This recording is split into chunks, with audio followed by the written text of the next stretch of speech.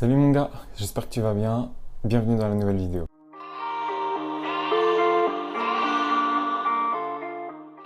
Aujourd'hui, on va parler d'une petite préférence que j'aime en ce moment faire, un programme de sport évidemment, mais plus précisément un programme de squat. J'ai un coach que je connais depuis très longtemps, qui m'a permis et qui m'a donné un programme pour améliorer mon squat en force. Je suis une merde de squat, il faut le savoir. Je sais pas si c'est parce que je suis grand, parce que je ne sais pour X raison que les astres se sont alignés sur mon jour de naissance et qui m'ont dit « Toi, tu seras nul au squat ». Je ne sais pas. En tout cas, ce qui est sûr et certain, c'est que je veux le progresser et ça, tu vas le voir dans la vidéo juste après. Je vais t'en parler plus précisément de mon programme. Là, ça sera seulement des images de la première semaine d'entraînement. Il y en a 5 en tout. Tu comprendras pourquoi au fur et à mesure des semaines, ça va être plus dur. De toute façon, tu t'en doutes. Si tu fais de la musculation, tu sais très bien que plus tu avances dans un programme force, plus ça va être dur parce que évidemment, tu charges plus fort ta barre. Ça me paraît logique, non?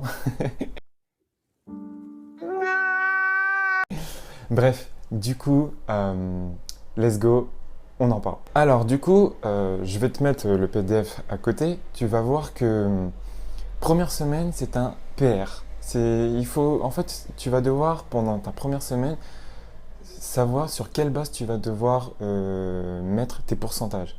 Par exemple, quand dans tes prochaines semaines, tu vas voir que tu devras faire 4 fois 6 reps à 75% de ton max, et ben, il faudra que tu bases par rapport à ton max que tu auras fait durant la première semaine. Par exemple, imaginons que tu as un max à 100 kg, et ben, au moins tu sauras que si tu es à 75%, il faudra que tu mettes 75 kg, etc., etc. Moi, du coup, je me suis basé sur un max que j'ai fait il y a plus de 3 mois, qui était un max de 130 kg, c'est ça. 130 kg, je sais que je peux la repasser aujourd'hui. Peut-être que je peux plus, mais je préfère être sûr et me baser sur 130. Et j'avais pas envie de reperdre une semaine entière juste pour dire je vais tester un max, alors qu'au final le max, c'est ce que je pensais, quoi. Donc je préfère me mettre sur des bases sereines. Tu vas voir que c'est un peu quand même bien compliqué. Les premières semaines c'est plutôt cool parce que du coup c'est des charges plutôt légères, tu es entre 70 et 80% max je crois. Du coup, tu peux, entre guillemets, t'amuser, même si tu souffres un peu, tu peux quand même être tranquille. Mais plus les semaines vont arriver, monter, et plus les charges vont augmenter de même. Et là, c'est pas le même délire. Surtout qu'en plus, derrière, tu as la fatigue musculaire qui rentre en jeu.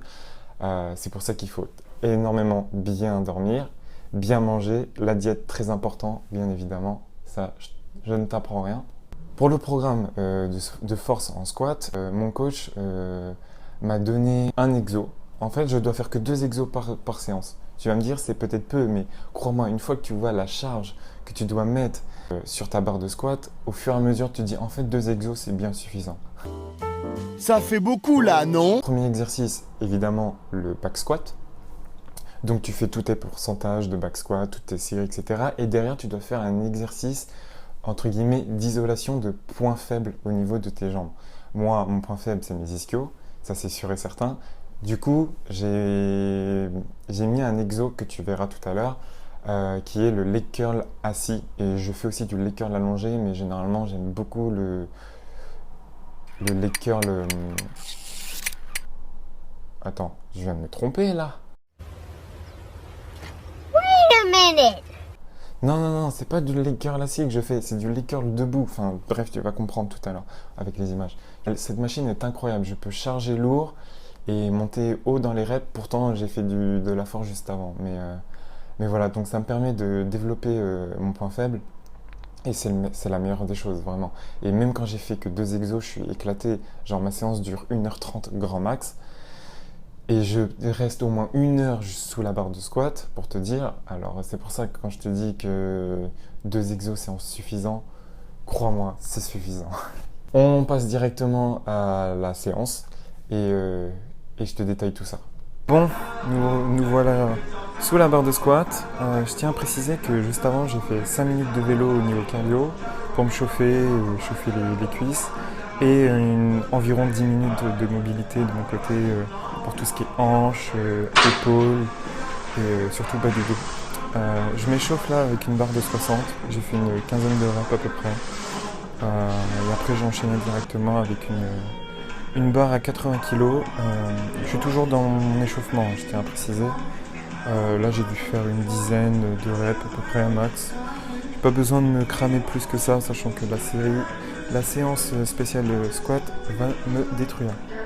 Là c'est la première barre. Du coup, première barre, j'ai 2 séries de 8 répétitions à 70% de mon max, ce qui représente 91 kg. Le problème c'est que j'ai mis 90 parce que je n'ai pas de poids de 0,5 dans ma salle. Veuillez investir s'il vous plaît, fitness. Bref, j'ai mis 90 pour 1 kg de plus, c'est pas 1 kg de moins, pardon, c'est pas si grave. Du coup, ouais, 8 répétitions, pensez à avoir le dos droit, regard frontal, vers l'avant, ne jamais regarder ses pieds. Et puis forcez bien sur vos talons et faites attention à votre bas du dos parce que si vous descendez trop bas, comme vous pouvez le voir, moi j'ai une rotation du bassin et c'est pas super agréable quand on commence à mettre lourd et qu'on descend très bas. Donc c'est pour ça que vous verrez que mon squat, j'essaie de rester à la perpendiculaire de mes genoux. C'est beaucoup plus sûr et puis c'est largement très efficace. Ensuite, les 2 prochaines séries que je fais sont des séries de 6 répétitions à 75%. Donc, cela représente 97,5 kg. Je vous rappelle que je me bats sur un max à 130 kg. C'est pour ça que ça paraît peut-être faible. Mais la deuxième semaine, c'est tranquille. Très honnêtement, c'est du 70, 75 et 80% de votre max. Donc là, pareil, je fais mes 2 séries de 6 reps, tout se passe bien. Comme vous voyez, je casse les poignets, c'est un peu contraignant, ça m'a fait un peu mal, surtout que je suis blessé de la main gauche. Mais c'est pas si grave, on s'habitue. Et ensuite, pour terminer, c'est 2 séries de 4 reps à 80%, ce qui représente 104 kg. Mais j'ai mis 105 parce que vous savez très bien que je n'ai pas de poids de 1 kg. Donc j'ai mis 105, donc au final le kilo en trop qui est là, c'était le kilo qui me manquait sur mes 2 premières séries. Donc là pareil, 4 reps, pardon.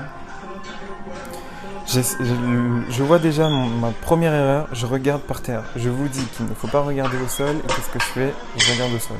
C'est n'importe quoi. Bref, pareil, toujours poignet cassé, c'est un peu chiant, mais il faut que j'améliore ma mobilité et je suis en plein dessus. Donc voilà pour le squat, c'était sympa. Et après, en exercice pour tout simplement récupérer tranquillement et puis pour améliorer mon point faible, qui moi sont les ischios, j'ai pris l'exercice du leg curl debout, pardon. C'est là où j'avais fait l'erreur tout à l'heure. Cet exercice est incroyable, vraiment, niveau ressenti, niveau, je sais pas, la mécanique du mouvement et tout, elle est géniale. J'ai une bonne congestion au niveau des ischios, que ce soit à droite ou à gauche. Par rapport à d'autres exercices ischios, je crois que c'est mon préféré, très honnêtement. Tiens, je vois un truc aussi.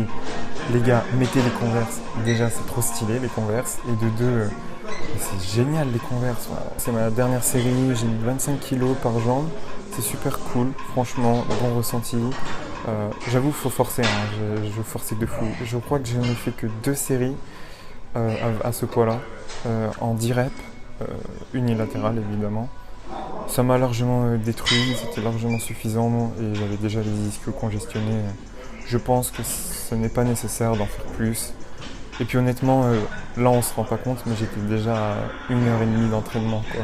Genre, je suis resté plus d'1 heure, enfin presque 1 heure sous la barre de squat. Et là, avec cet exercice-là, plus la mobilité, plus le vélo, j'étais à plus d'une demi-heure en plus, donc c'est suffisant. Et ensuite, je vous ai mis un autre exo que je fais parfois pour les ischios, c'est le leg curl allongé. Il est très très bien, je le trouve vraiment cool, mais j'ai moins de ressenti que de celui où je vous ai montré précédemment.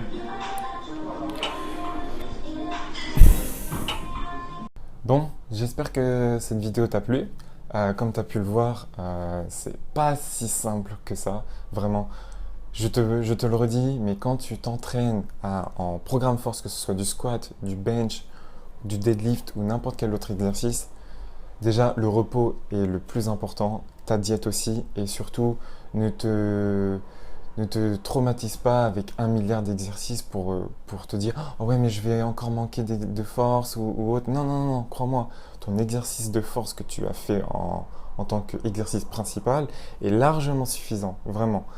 Ensuite, tu peux faire un exercice de point faible, comme tu as pu le voir. Par exemple, si c'est les pecs, tu peux très bien travailler le haut de ton pec, parce que généralement, la plupart des gens, quand on fait les pecs, on manque cruellement du haut de pec. Et moi, le premier, je sais que je manque un peu de pec et justement, je le rattrape là-dessus. Ou alors, tout simplement, en deadlift, si par exemple, au niveau de ta poussée, tu as du mal, que ce soit ischio ou alors au niveau fessier, ça se trouve, ton fessier n'est pas assez solide pour maintenir une barre et avoir une meilleure contraction, tu vois.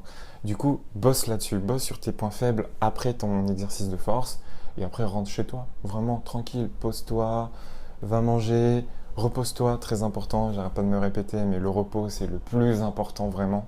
C'est là où tes fibres musculaires arrivent à se régénérer et à se reconstruire.